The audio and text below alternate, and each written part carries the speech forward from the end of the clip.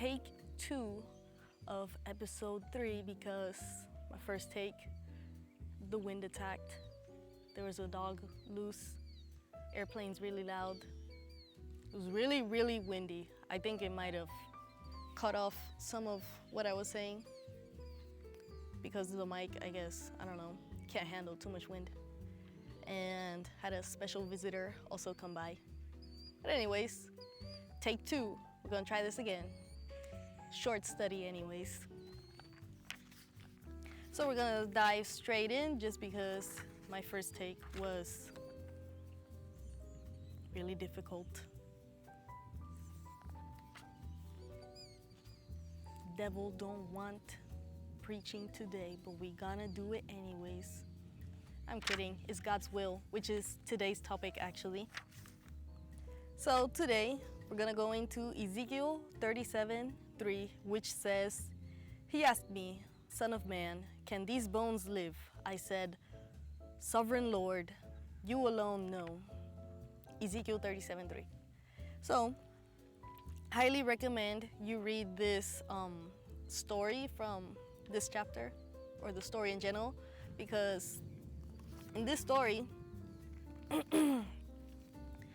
Ezekiel was brought by the Lord to a valley of dry bones. And Ezekiel was like, what am I doing here? And anyways, I mean, just imagine, God brings you, let's say, just imagine it, you're in a cliff and you look down, God brings you there, like you get teleported there. Not even joking, that's what actually happens. Just read the story, let me know.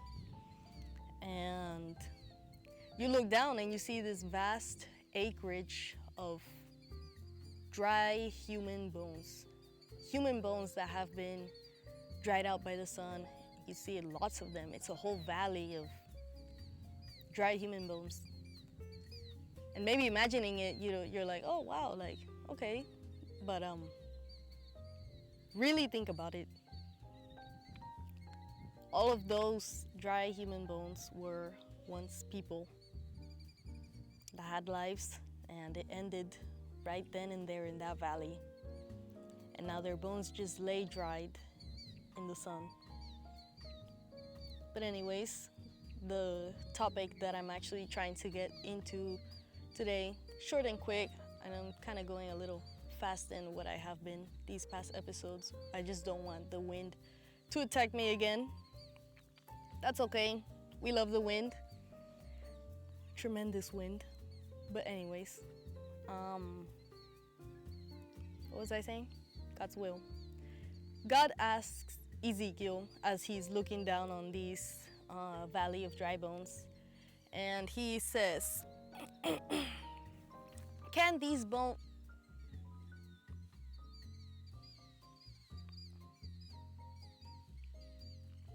Sorry, just you gotta love phones when you record on your phone and you get all those notifications right when you're trying to make a video. It happens. What can we do? Anyways, what I was saying, God asked Ezekiel, "Can these bones live?" And Ezekiel responds, "You alone know, Lord." Right? Now, when I read the story a while ago, I used to think, like, wow, Ezekiel giving God attitude. That's like saying, like, I don't know, he was giving attitude, he was sassy or sarcastic, answering the Lord that way. Of course he should know that these bones should live. God can do anything. God has the power. Of course these bones could live. Why would Ezekiel answer that way to God? And then I thought, well, maybe he just plainly didn't know. Maybe that was just a revelation that God could revive these bones. Maybe they thought like, oh, these bones are too dry. You know, those were my thoughts going on when I first read this story. But recently, at my church, this story was brought up and it really opened my mind, it opened my eyes, and I'm like, wow. So the point is that, let me read quick through my notes. You guys know my Bible study, awesome Golden Cheetah notebook of Bible studies. Anyways, let me read it real quick, my notes.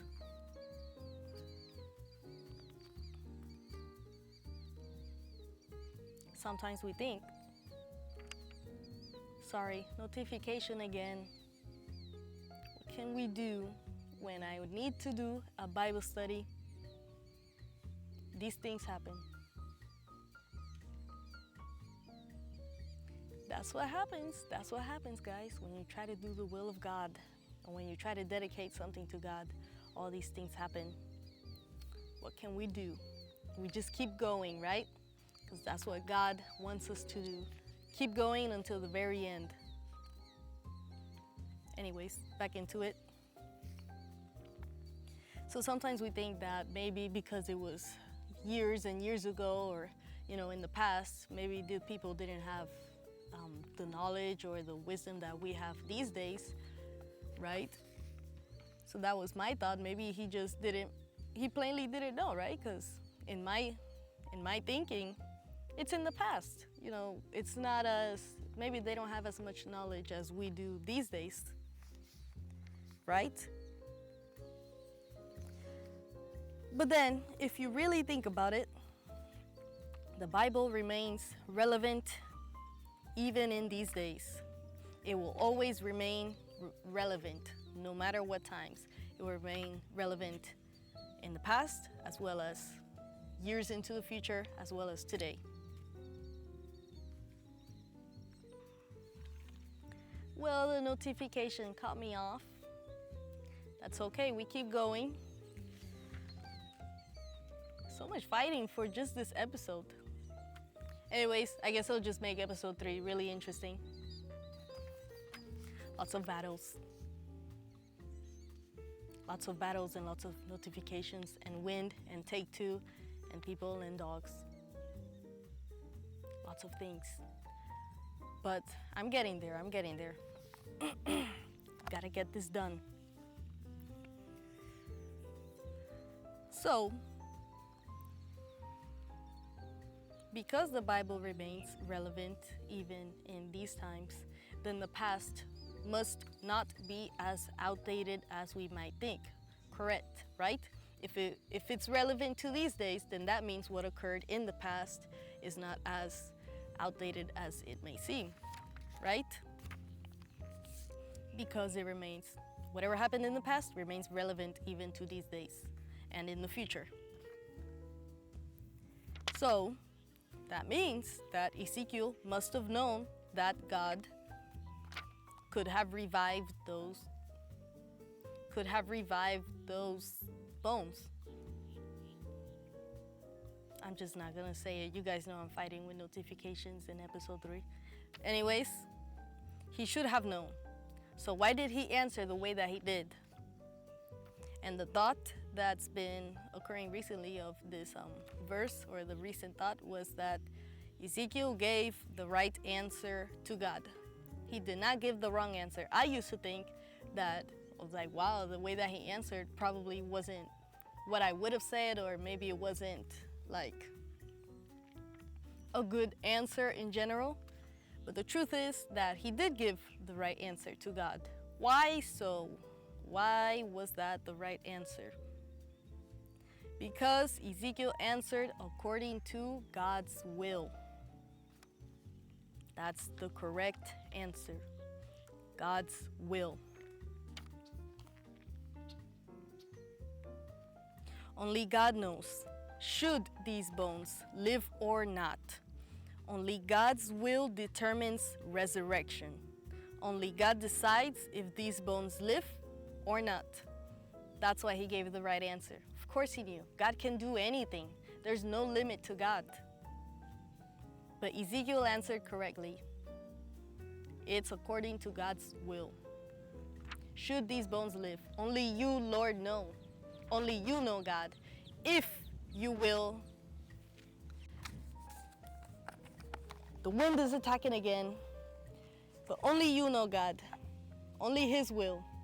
Only you know, God, should these bones live or not. Should these people resurrect or not.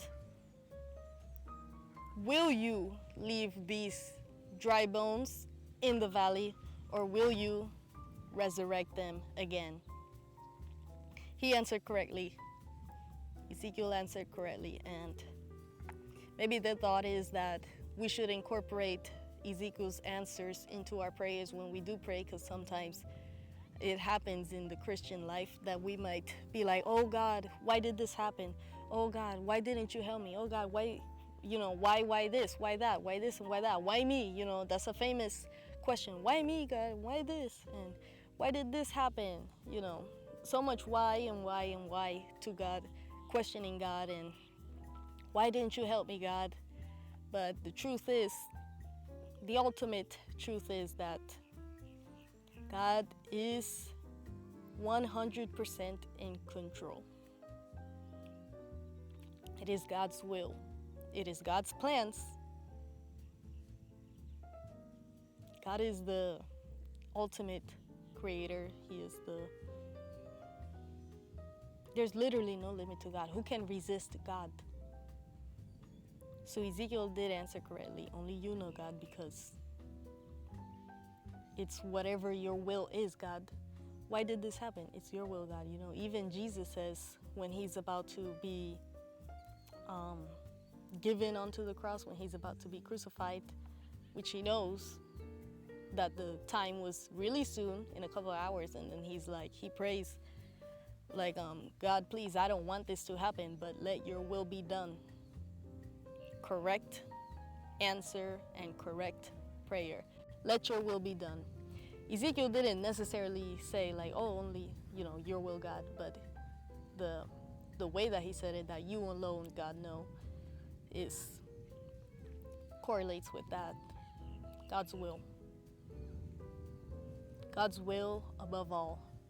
Not my will, God's will. Not your will, God's will. Anything can happen in this life, but only God's will prevails. That's just how it is.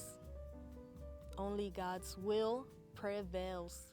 There's no other plan, there's no other will, there's nothing. Everything that has happened, everything that's happening, and everything that will happen is God's will and God's ultimate plan, and everything is in God's control. But if we continue, right? Let's continue. Now that we have that idea, now that we got that covered,